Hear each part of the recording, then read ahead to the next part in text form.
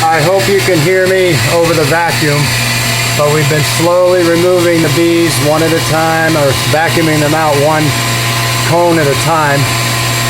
And what we're trying to do is just get very low suction is the key, just enough to get them to go into the tube. Any harder than that, you risk the chance of damaging the bee and killing it. So you want to go nice and easy, vacuum them out slowly, one cone at a time. Try and get every one. At this stage in the game, and this size hive, it's very, very difficult to find the queen. But I am looking for her. If we do find her, we'll put her in a queen box and a queen cage. Oops, bear with me here. Getting readjusted on the ladder.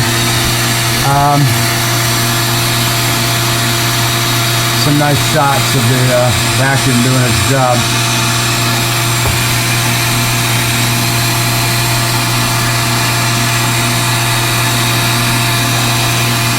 So you just slowly start dismembering the hive little by little. Get all of them that you can. Then you take off the next honeycomb.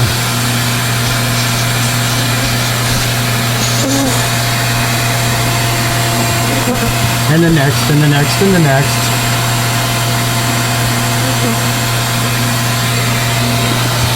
Until we're done.